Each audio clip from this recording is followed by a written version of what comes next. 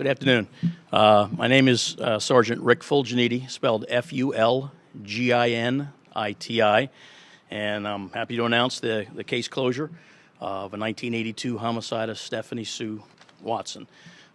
Stephanie lived in Laurel, was a 27-year-old woman. She was single at the time.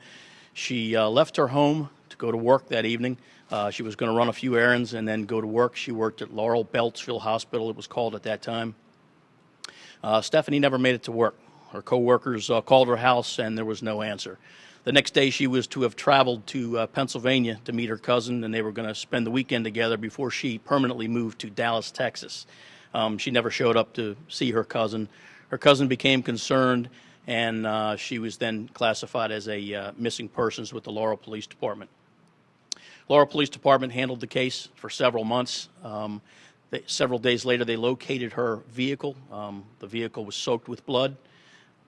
They continued to work the case until September 3rd, when body parts were found. A young man saw a vehicle pull up, drop something into the woods. When he went to investigate, he saw what he believed to be human bones, and he notified the police. They were shortly thereafter identified as the remains of Stephanie Sue Watson. That case was open ever since. It was in the year 2013. Property was taken to our DNA lab here at the Prince George's County Police Department, and a positive identification was made on a John Ernest Walsh. I'm happy to say that this case is closed. We've spoken to the family. They're very happy that they finally have some closure. And it's certainly our goal within the cold case unit to eventually give that same satisfaction to everyone who lost a loved one. I'd be more than happy to take some questions at this time. September 3rd of 1982. Why did it take so long to make that match? At the time, evidence it was initially sent to the FBI laboratory, and at that time, the only tests that were done, and it could be done at that time, were blood matching. And we knew at that time there were several different blood types. As DNA testing has progressed through the years, they get more sensitive, and we were able to conduct a positive test in this year, 2013. You said how far? Where was this located?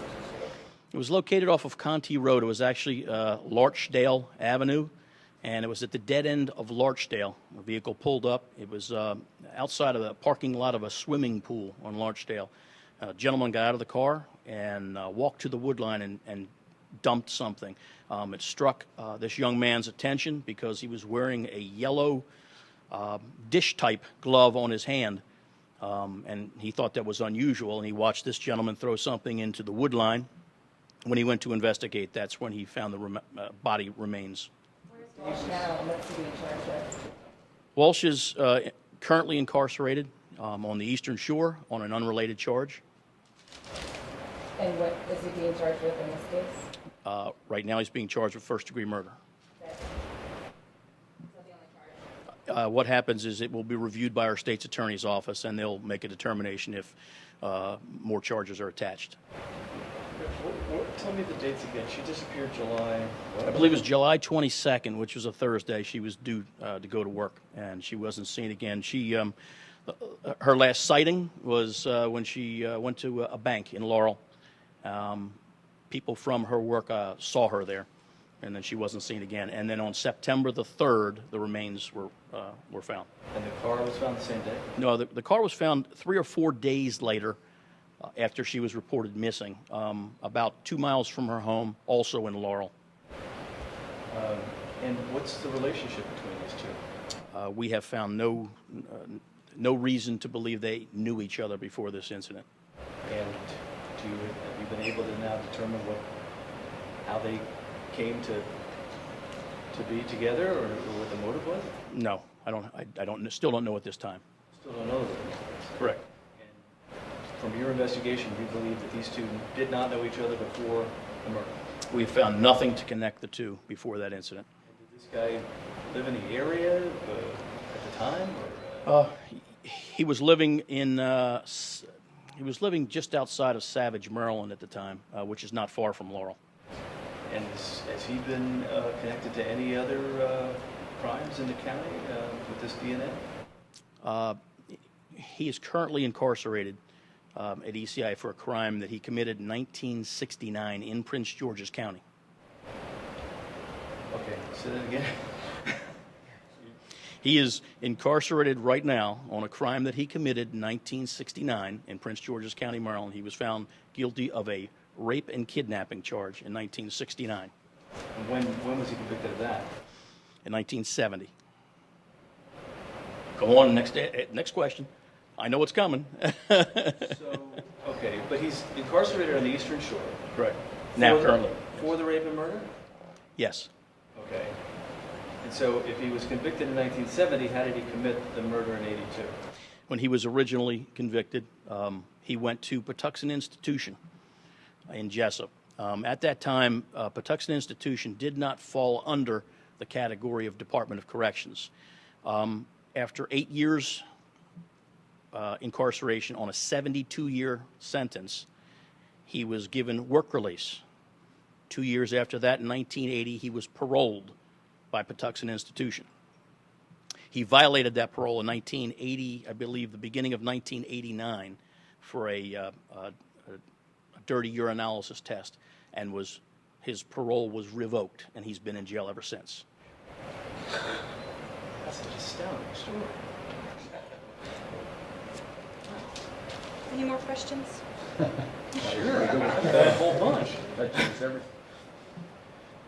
Oh, the murder, he killed that. It was not a murder. It was a rape kidnapping. When did this occur? You know, what happens is after about 5 years of adjudication, most of the records are destroyed, and he was in jail. I do know it happened in an area of Upper Marlboro. Where in Upper Marlboro, I don't have an exact address. So after he was paroled from Patuxent, how long after his parole did he murder Miss Swanson? Well, he was released in 1980, so it would have been 1982, so 2 years later. I thought you said 82 he was paroled. Okay, so, No. so 2 years later. And he was living in Savage. He had several addresses. One was in Glen Burnie and one was around the Savage area, and he worked in Savage. And at the time, had you ever had this guy as the suspect before the DNA came in? His name was nowhere to be found in the case folder. So his DNA was in Maryland's DNA databank, and that's how you got the hit? In the mid to late 2000s, he was tested within the prison system, and it was finally put in the database. Last question. And then can you say the item that you found DNA on in the car that positively identified it? The car was, I'd have to classify it as blood-soaked, so we tested various locations within the car. Okay, so the car was blood-soaked, but there was an item in the car that you were able to get his DNA on. Various. Has he confessed since you hit him with this warrant? No, he has not.